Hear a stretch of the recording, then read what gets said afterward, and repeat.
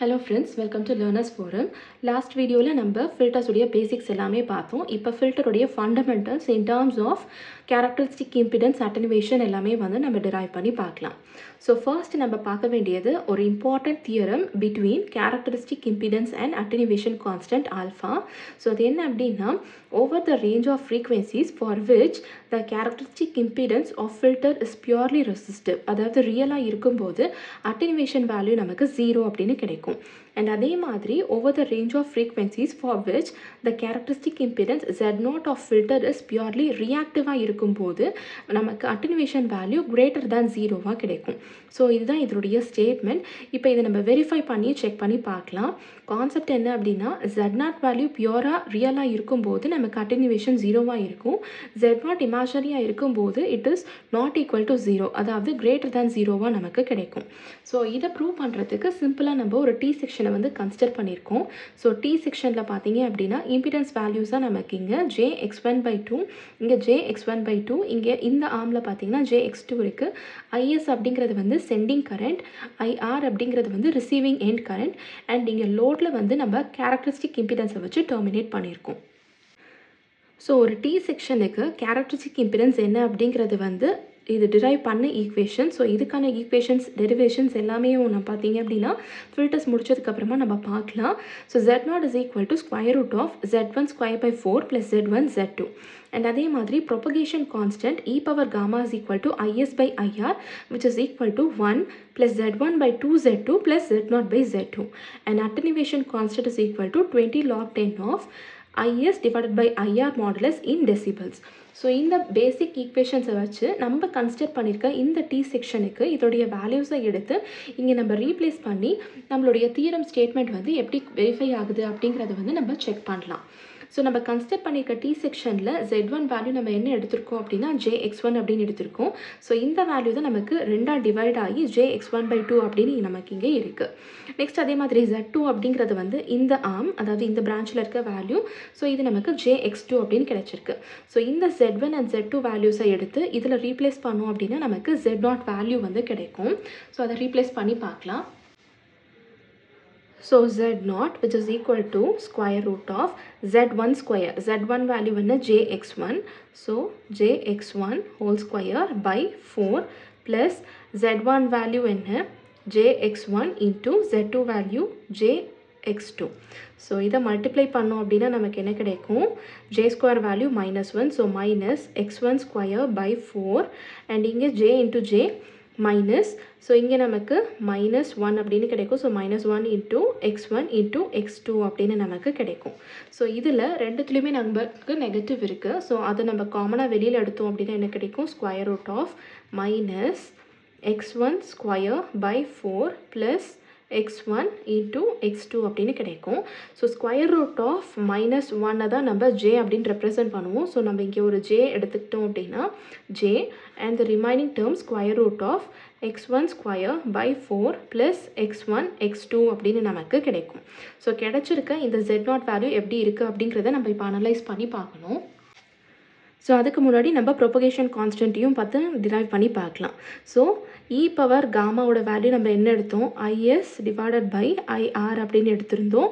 And இதனுடைய value நமக்கு என்ன கிடைச்சிருந்தது அப்படின்னா 1 plus Jx1 divided by J2x2 plus Z0 divided by Jx2.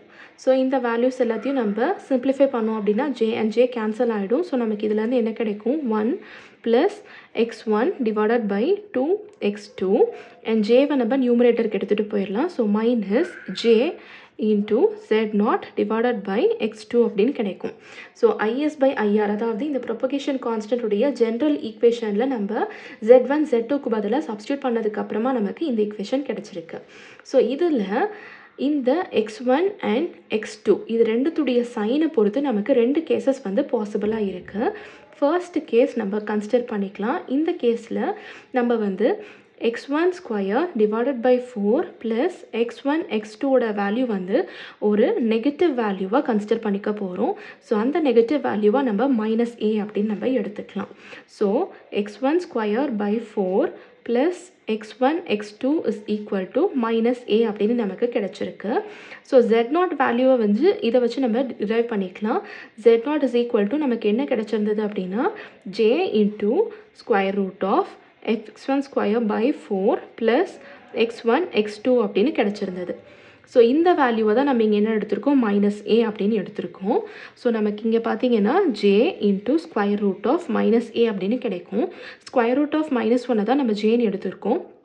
So நமக்கு இந்த இடத்துல பார்த்தீங்கன்னா ஸ்கொயர் ரூட் ஆஃப் ஏ அப்படின்னு ஜே டேர்மை ரிமூவ் பண்ணதுக்கப்புறமா நமக்கு இந்த மாதிரி கிடைக்கும். ஸோ இந்த வேல்யூவில் அதாவது நம்ம கேல்குலேட் பண்ணியிருக்க z0 வேல்யூ எப்படி இருக்குது, இதில் வெறும் ரியல் வேல்யூ மட்டும்தான் இருக்குது. ஸோ ரியலாக இருக்கும்போது இந்த கண்டிஷனை வந்து நம்ம என்னன்னு சொல்லுவோம் அப்படின்னா பியூர்லி ரெசிஸ்டிவ் அப்படின்னு சொல்லுவோம். ஸோ பியூர்லி ரெசிஸ்டிவ் அப்படின்றது வந்து நமக்கு இங்கே கிடச்சிருச்சு. நெக்ஸ்ட்டு நம்ம அட்டினிவேஷன் இந்த கண்டிஷனில் எவ்வளோ இருக்குது அப்படிங்கிறத நம்ம கேல்குலேட் பண்ணோம் அப்படின்னா தான் நம்மளுடைய தியரமோட ஸ்டேட்மெண்ட்டை வந்து நம்மளால் வெரிஃபை பண்ண முடியும். ஸோ ஃபர்ஸ்ட் அதுக்கு IS by IR உடைய ரேஷியோவை எடுத்துக்கலாம், which is equal to 1 plus x1 divided by 2x2. Second term நமக்கு என்ன கிடைச்சிருந்தது மைனஸ் ஜே இன்டூ நமக்கு இங்கே வந்து பார்த்தீங்க அப்படின்னா z0 அப்படின்னு கிடைச்சிருந்தது. ஸோ z0 இங்கே இருக்குது. z0ஓட வேல்யூ நமக்கு இங்கே என்ன இருக்குது root of A. So square root of A divided by x2 அப்படின்னு நமக்கு இங்கே கிடச்சிருச்சு. ஸோ இதையே நம்ம இப்படி பிரித்து எழுதியிருக்கோம் அப்படின்னா இப்போ நம்ம மாடுலஸ் எடுக்கணும் IS divided by IR. So ஜென்ரலாக ஒரு காம்ப்ளெக்ஸ் நம்பர் a மைனஸ் ஜேபிக்கு மாடுலஸ் எடுக்கணும் அப்படின்னா it is equal to square root of a square plus b square. So இதுக்கு நம்ம மாடுலஸ் எடுக்கும்போது பார்த்தீங்க அப்படின்னா square root of first term நமக்கு என்ன இங்கே இருக்குது அப்படின்னா 1 plus x1 divided by 2x2 the whole square plus b value இங்கே என்ன இருக்குது root of A divided by x2 the whole square அப்படின்னு கிடச்சிருச்சு. இந்த இடத்துல அகெயின் நமக்கு ஏ வேல்யூ என்ன அப்படிங்கிறது தெரிஞ்சிருக்கணும், ரீப்ளேஸ் பண்ணுறதுக்கு ஈஸியாக இருக்கும். ஸோ ஏ வேல்யூ நமக்கு இந்த ஈக்குவேஷனில் இருந்து அதாவது இங்கேருந்து என்ன கிடைச்சிருக்கு மைனஸ் ஏவை தான் நம்ம இதுக்கு ஈக்குவேட் பண்ணியிருக்கோம். So A is equal to minus of x1 square by 4 plus x1 x2 அப்படின்னு நமக்கு கிடைச்சிருக்கு. ஸோ இந்த வேல்யூ ஆஃப் ஏவை எடுத்து நம்ம இங்கே ரீப்ளேஸ் பண்ணிவிட்டு இதை வந்து நம்ம ஸ்கொயர்டை வந்து எக்ஸ்பேண்ட் பண்ணணும். Just a plus B the whole square formula தான். எக்ஸ்பேண்ட் பண்ணோம் அப்படின்னா நமக்கு என்ன கிடைக்கும் square root of 1 plus first இந்த டேர்மை கன்சிடர் பண்ணிக்கலாம். So x1 by x2 plus x1 square divided by 4x2 square minus x1 square divided by 4x2 square minus x1 divided by x2 அப்படின்னு நமக்கு கிடைக்கும். ஸோ இதில் இந்த டேர்ம் அண்ட் இந்த term cancel ஆகிடும், இதுவும் கேன்சல் ஆகிடும். ரிமைனிங் என்ன இருக்குது ஜஸ்ட் 1. ஸோ நமக்கு ஆல்ஃபா வேல்யூவை எடுத்துக்கிட்டோம் அப்படின்னா 20 log 10 of modulus of IS divided by IR, which is equal to 20 log 10 of இந்த மாடுலஸோட வேல்யூவை தான் நம்ம இங்கே கேல்குலேட் பண்ணியிருக்கோம், which is 1. So 20 log 10 of 1 உடைய வேல்யூ வந்து 0. ஸோ நமக்கு z0 வேல்யூ ரியலாக இருக்கும்போது ஆல்ஃபா வேல்யூ என்ன கிடச்சிருக்கு 0. இதுதான் நம்மளுடைய ஸ்டேட்மெண்ட்டில் நம்ம ஃபர்ஸ்ட்டாக பார்த்துருக்க ஒரு போர்ஷன். ஸோ இதை நம்ம வெரிஃபை பண்ணியாச்சு. இப்போ அதே மாதிரி செகண்ட் கேஸை எடுத்து நம்ம கன்சிடர் பண்ணி வெரிஃபை பண்ணலாம்.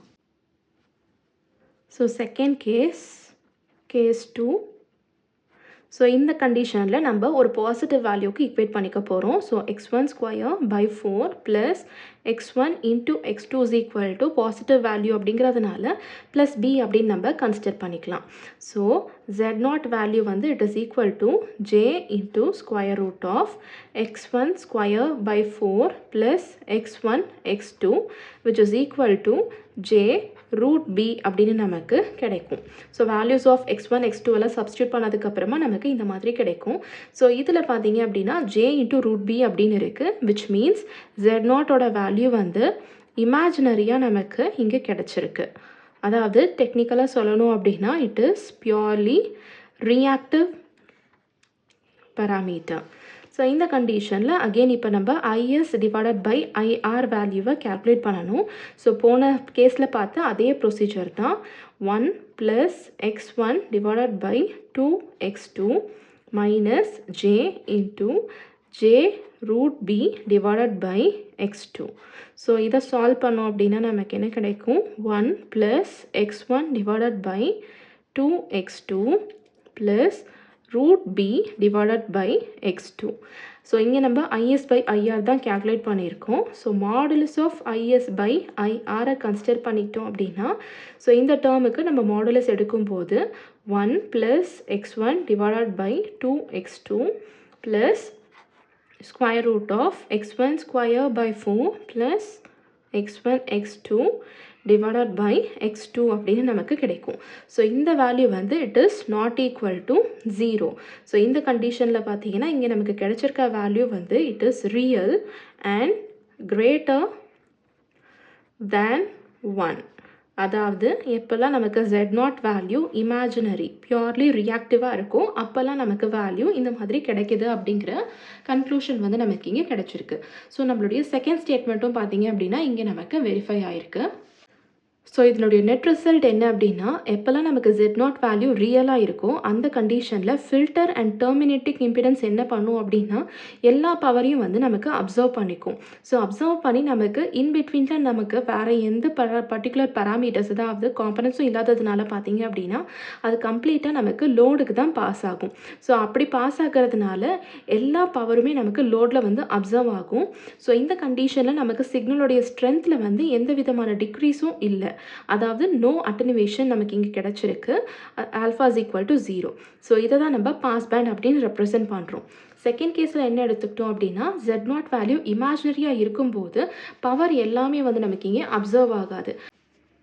ஸோ எந்த விதமான பவரும் நமக்கு லோடுக்கு பாஸ் ஆகாததுனால அட்டனுவேஷன் வந்து it is greater than 0 greater than 1 நமக்கு கிடைச்சிருக்கும். இதை தான் நம்ம வந்து ஸ்டாப் பேண்ட் அப்படின்னு சொல்லுவோம். ஸோ ஃபில்டர் ஃபண்டமெண்டல்ஸில் ரொம்ப ரொம்ப இம்பார்ட்டண்ட்டான தியரமுடைய கான்செப்ட் அண்ட் ப்ரூஃப் வந்து இதுதான். மற்ற பேராமீட்டர்ஸான கட் ஆஃப் ஃப்ரீக்வன்சிஸ் எல்லாமே நம்ம நெக்ஸ்ட் வீடியோவில் டெரைவ் பண்ணலாம்.